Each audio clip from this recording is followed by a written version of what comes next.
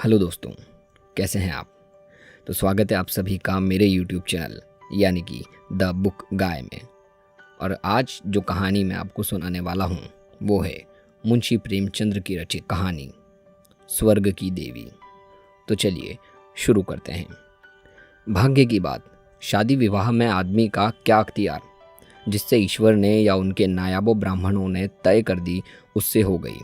बाबू भरतदास ने लीला के लिए सुयोग्य वर खोजने में कोई बात उठा नहीं रखी, लेकिन जैसा घरवर चाहते थे वैसा पा ना सके।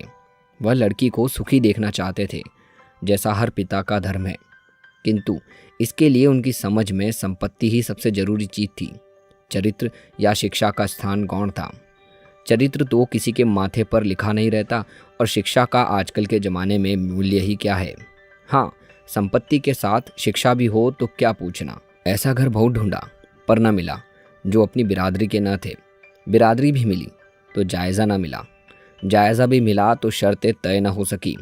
इस तरह मजबूर होकर भरतदास को लीला का विवाह लाला संत सरन के लड़के सीता सरन से करना पड़ा।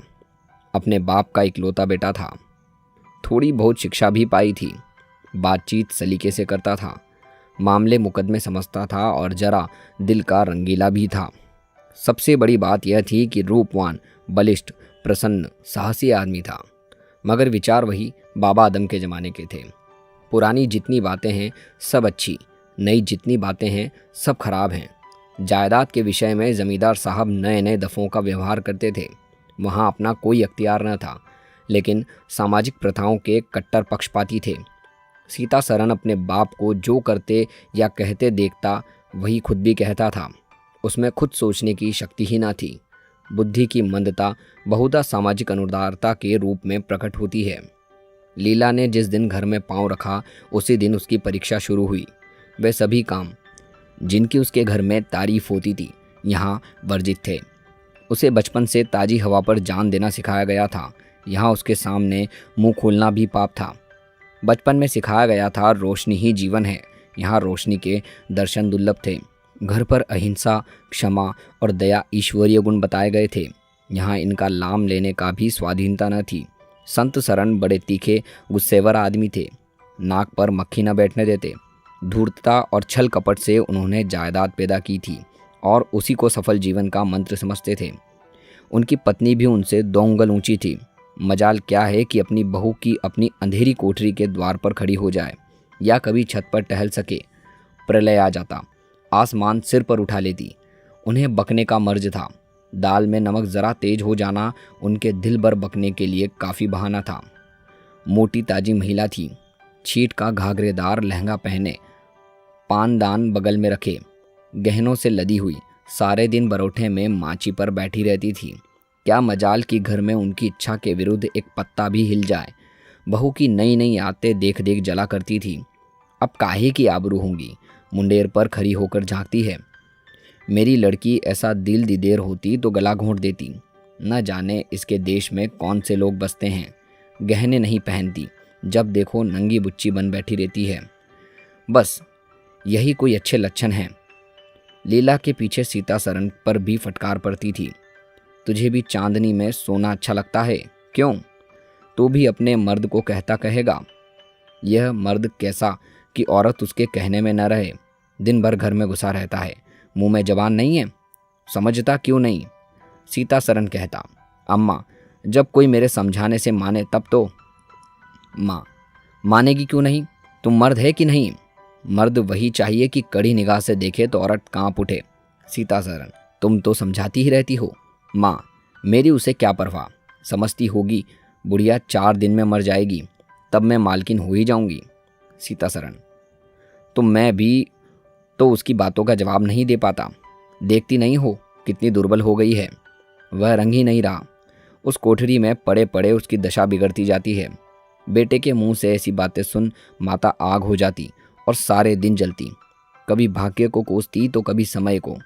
सीता सरन माता के सामने तो ऐसी बातें करता, लेकिन लीला के सामने जाते ही उसकी मति बदल जाती। वह वही बातें करता जो लीला को अच्छी लगती।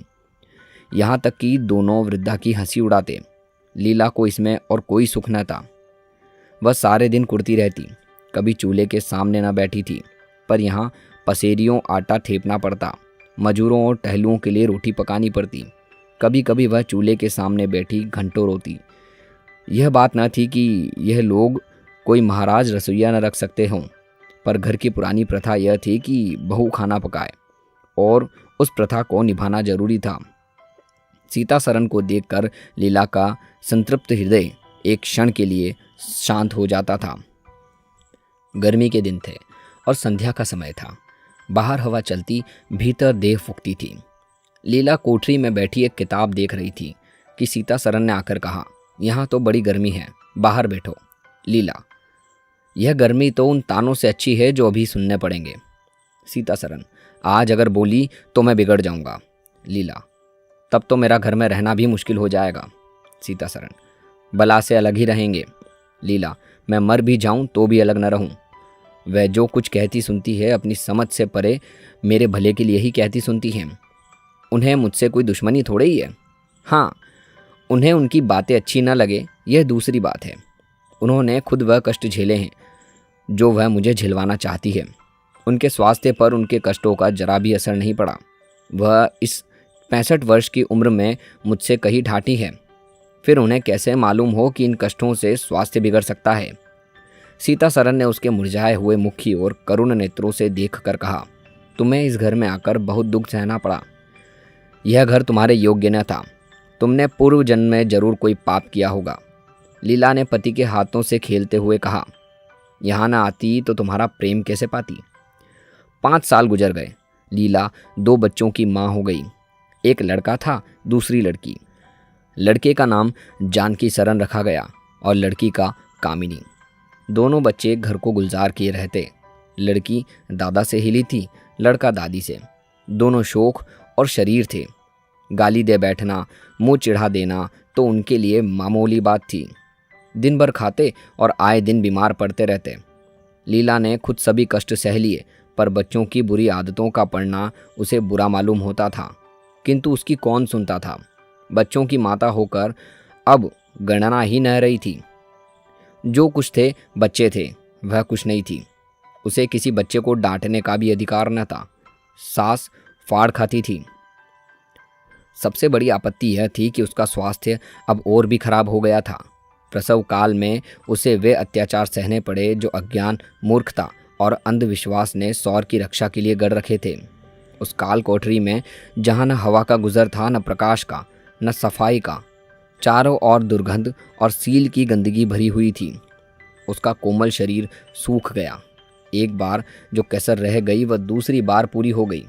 चेहरा पीला पड़ गया, आंखें धस गई। ऐसा मालूम होता बदन में खून ही नहीं रहा, सूरत ही बदल गई।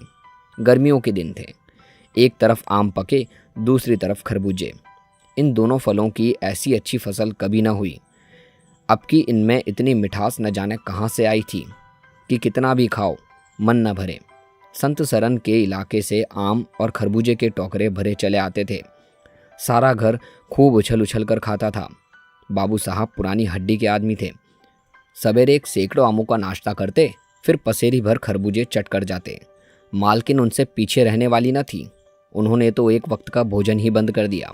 अनाज सड़ने वाली चीज़ नहीं, आज नहीं कल खर्च हो जाएगा। आम और खरबूजे तो एक दिन भी नहीं ठहर सकते। यूँ ही हर साल दोनों चीज़ों की रेल पेल होती थी, पर किसी को कोई भी शिकायत न होती थी। एक दिन बाबू संत सरन के पेट में मीठा मीठा दर्द होने लगा। अपने उसकी परवाह न की, आम खाने बैठ गए। सैकड़ों पूरा करते ही उठ गए कि के हुई, गिर पड़े। फिर तो तिल तिल करके पर कै और दस्त होने लगा। हैजा हो गया। शहर के डॉक्टर बुलाए गए, लेकिन आने के पहले बाबू साहब चल बसे थे। रोना पीटना मच गया। संध्या होते होते लाश घर से निकली। लोग दाह क्रिया करके आधी रात को लौटे तो मालकिन को भी कै दस्त हो गए। फिर दौड़ धूप शुरू हुई, लेकिन सूर्य निकलते निकलते वह भी सिधार गई। स्त्री पुरुष जीवन पर्यंत एक दिन के लिए भी अलग न हुए थे। संसार से भी साथ ही साथ गए।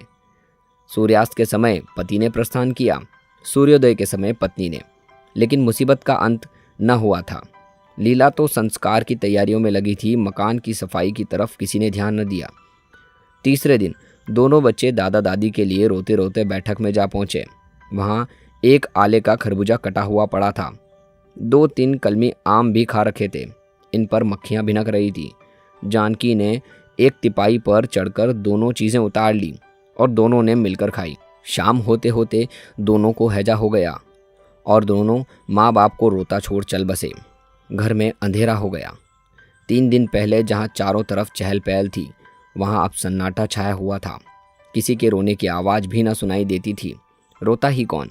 ले दे के कुल 2 प्राणी रह गए थे और उन्हें रोने की सुधि न थी। लीला का स्वास्थ्य पहले भी कुछ अच्छा न था, अब तो वह और भी बेजान हो गई। उठने बैठने की भी शक्ति न रही। हरदम खोई सी रहती। न कपड़े लत्ते की सुधि थी, न खाने पीने की। उसे न घर से वास्ता था न बाहर से। जहाँ बैठती वहीं बैठी रह जाती। महीनों कपड़े न बदलती, सिर में तेल न डालती। बच्चे ही उसके प्राणों के आधार थे। जब वही न रहे तो मरना और जीना बराबर था।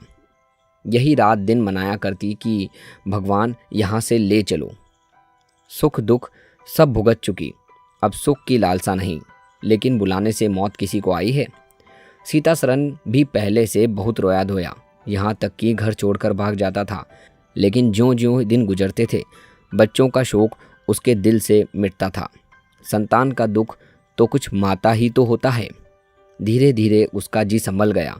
पहले की भांति मित्रों के साथ हंसी दिल लगी होने लगी। यारों ने और भी चढ़ाया। अब घर का मालिक था, जो चाहे कर सकता था। उसका हाथ रोकने वाला कोई नहीं था। सैर सपाटे करने लगा तो लीला को रोते देख उसकी आंखें सजग हो जाती थी। कहाँ अब उसे उदास और शोकमग्न देखकर झुंझला उठता। जिंदगी रोने ही के लिए नहीं है। ईश्वर ने बच्चे दिए थे, ईश्वर नहीं छीन लिए। क्या बच्चों के पीछे प्राण देने होंगे? लीला ये बातें सुनकर भौचक रह जाती। पिता के मुंह से ऐसे शब्द निकल रहे हैं, संसार में ऐसे प्राणी भी हैं। होली के दिन थे। मर्दाना में गाना बजाना हो रहा था। मित्रों की दावत का भी सामान किया गया था। अंदर लीला जमीन पर पड़ी हुई रो रही थी। त्योहार के दिन उसे रोते ही कटते थे। आज बच्चे होते तो अच्छे अच्छे कपड़े पहन कैसे उछलते फिरते। वह नहीं तो कहाँ की तीज और कहाँ के त्योहार। सहसा सीता सरन ने आकर कहा, क्या दिन भर रोती ही रहोगी? जरा कपड़े तो बदल डालो, आदमी बन जाओ। यह क्या? तुमने अपनी क्या गत बना रखी है? लीला, तुम जाओ अपनी महफिल में बैठो, तुम्हें मेरी फिक्र पड़ी है। सीता सरन, क्या दुनिया में किसी और के बच्चे नहीं मरते? तुम्हारे ही सिर पर मुसीबत आई है। लीला, यह बात कौन नहीं जानता, अपना अपना दिल होता है, उस पर किसी का क्या बस है। सीता सरन, मेरे साथ भी तो तुम्हारा कुछ कर्तव्य है। लीला ने कौतूहल से पति को देखा, मानो उसका आशय नहीं समझी। फिर मुंह फेर कर रोने लगी। सीता सरन, मैं अब इस मनसूनियत का अंत कर देना चाहता हूँ। अगर तुम्हारा अपने दिल पर काबू नहीं तो मेरा भी अपने दिल पर काबू नहीं। मैं अब जिंदगी भर मातम नहीं मना सकता। लीला, तुम रंग राग मनाते हो तो मैं तुम्हें मना नहीं करती। मैं रोती हूँ तो क्यों नहीं रोने देते। सीता सरन, मेरा घर रोने के लिए नहीं है। लीला, अच्छी बात है, तुम्हारे घर में न रोऊंगी। लीला ने देखा, मेरे स्वामी मेरे हाथ से निकले जा रहे हैं। उस पर विषय का भूत सवार हो चुका है और समझाने वाला कोई नहीं। वह अपने होश में नहीं है। मैं क्या करूं? अगर मैं चली जाती हूं तो थोड़े ही दिनों में सारा ही घर मिट्टी में मिल जाएगा और इनका वही हाल होगा जो स्वार्थी मित्रों के चंगुल में फंसे हुए नौजवान रईसों का होता है। कोई उल्टा घर में आ जाएगी और इनका सर्वनाश कर देगी। ईश्वर, मैं क्या करूं? अगर इन्हें कोई बीमारी हो जाती है तो क्या मैं उस दशा में इन्हें छोड़कर चली जाती? कभी नहीं। मैं तन मन से इनकी सेवा शुश्रूषा करती, ईश्वर से प्रार्थना करती, देवताओं की मनौतियाँ करती। माना इन्हें शारीरिक रोग नहीं है, लेकिन मानसिक रोग अवश्य है। आदमी रोने की जगह हंसे और हंसने की जगह रोए, उसके दीवाने होने में क्या संदेह है। मेरे चले जाने से इनका सर्वनाश हो जाएगा। इन्हें बचाना मेरा धर्म है। हाँ, मुझे अपना शोक भूल जाना होगा। रोऊंगी, रोना तो तकदीर में लिखा है। रोऊंगी, लेकिन हंस हंस कर अपने भाग्य से लड़ूंगी। जो जाते रहे उनके नाम के सिवा और कर ही क्या सकती हूँ, लेकिन जो हैं उनसे ना जाने दूंगी। ए टूटे हुए हृदय, आज तेरे टुकड़ों को जमा करके एक समाधि बनाऊं और अपने शोक को उसके हवाले कर दूं। ओ रोने वाली आंखें, आओ, मेरे आंसुओं को अपने विहंसित छटा में छुपा लो। आओ मेरे आभूषणों, मैंने बहुत दिनों तक तुम्हारा अपमान किया, मेरा अपराध क्षमा करो। तुम मेरे भले दिनों के साक्षी हो, तुमने मेरे साथ बहुत विहार किए हैं। अब इस संकट के समय में मेरा साथ दो, मगर देखो दगा न करना, मेरे भेदों को छिपाए रखना। पिछले पहर को महफिल में सन्नाटा हो गया। हूँ हाँ की आवाज़ें बंद हो गई। लीला ने सोचा, क्या लोग चले गए या सो गए? एकाएक सन्नाटा क्यों छा गया? जाकर दहलीज पर खड़ी हो गई और बैठक में झांक कर देखा, सारी देह में एक ज्वाला सी दौड़ गई। मित्र लोग विदा हो गए थे, समाजियों का पता न था। केवल एक रमणी मनसत पर लेटी हुई थी और सीतासरन सामने झुका हुआ उससे बहुत धीरे धीरे बातें कर रहा था। दोनों के चेहरे और आंखें अचानक से मन के भाव साफ झलक रहे थे। एक की आंखों में अनुराग था, दूसरी की आंखों में कटाक्ष। एक भोला भाला हृदय एक मायावती रमणी के हाथों लूटा था। लीला की संपत्ति को उसकी आंखों के सामने एक छलनी चुराई जाती थी।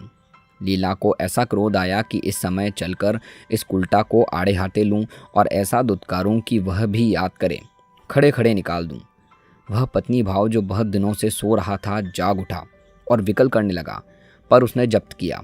वेग में दौड़ती हुई तृष्णाएं अकस्मात न रोकी जा सकती थीं। वह उल्टे पांव भीतर दौड़ आई और मन को शांत करके सोचने लगी। वह रंग रूप, हाव भाव में, नखरे तिल्ले में उस दुष्टा की बराबरी नहीं कर सकती थी। बिल्कुल चांद का टुकड़ा है, अंग अंग में स्फूर्ति भरी हुई है, पौर पौर में मद छलक रहा है। उसकी आंखों में कितनी तृष्णा है, तृष्णा नहीं बल्कि ज्वाला। लीला उस वक्त आईने के सामने गई। आज कई महीनों के बाद अपने आईने में उसने अपनी सूरत देखी। उस मुख से एक आह निकल गई। शोक ने उसकी काया पलट कर दी थी। उस रमणी के सामने वह ऐसी लगती है जैसे गुलाब के सामने जूही का फूल। सीतासरन का खुमार शाम को टूटा। आंखें खुली तो सामने लीला को खड़े मुस्कुराते देख उसकी अनोखी छवि आंखों में समा गई। ऐसे खुश हुए मानो बहुत दिनों के वियोग के बाद उससे भेंट हुई। उसे क्या मालूम था कि यह रूप भरने के लिए उसने कितने आंसू बहाए हैं, केशों में यह फूल गुटने के पहले आंखों में कितने मोती पिरोए हैं। उन्होंने एक नवीन प्रेमोत्साह से उठकर उसे गले लगा लिया और मुस्कुराकर बोले, आज तो तुमने बड़े बड़े शस्त्र जगा रखे हैं, कहाँ भागूं? लीला ने अपने हृदय की ओर उंगली उठाकर कहा, यहाँ आ बैठो, बहुत भागे फिरते हो, अब तुम्हें बांध कर रखूंगी। बाग की बहार का आनंद तो उठा चुके, अब इस अंधेरी कोठरी का आनंद भी देख लो। सीतासरन ने लज्जित होकर कहा, उसे अंधेरी कोठरी मत कहो लीला, वह प्रेम का मानसरोवर है। इतने में बाहर से किसी मित्र के आने की खबर आई।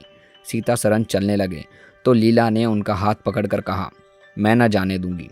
सीतासरन, अभी आता हूँ। लीला, मुझे डर है कहीं तुम चले न जाओ। सीतासरन बाहर आए तो मित्र महाशय बोले, आज दिन भर सोते हो क्या? बहुत खुश नजर आ रहे हो। इस वक्त तो वहाँ चलने की ठहरी थी ना, तुम्हारी राह देख रही है। सीतासरन, चलने को तैयार हूँ, लेकिन लीला जाने न देगी। मित्र, निरे गाउदी ही रहे। आ गए फिर बीवी के पंजे में, फिर किस बिरते पर गरमाए थे।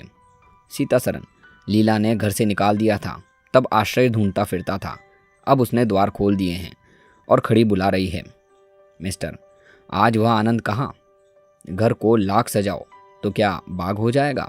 सीतासरन, भाई घर बाग तो नहीं हो सकता, पर स्वर्ग हो सकता है। मुझे इस वक्त अपनी क्षुद्रता पर जितनी लज्जा आ रही है वह मैं ही जानता हूँ। जिस संतान शोक में उसने अपनी शरीर को घुला डाला और अपने रूप लावण्य को मिटा डाला, उसी शोक को केवल मेरा एक इशारा पाकर उसने भुला दिया। ऐसा भुला दिया मानो कभी शोक हुआ ही नहीं। मैं जानता हूँ वह बड़े से बड़े कष्ट सह सकती है, मेरी रक्षा उसके लिए आवश्यक है। जब अपनी उदासीनता के कारण उसने मेरी दशा बिगड़ते देखी तो अपना सारा शोक भूल गई। आज मैंने उसे अपने आभूषण पहनकर मुस्कुराते हुए देखा तो मेरी आत्मा पुलकित हो उठी।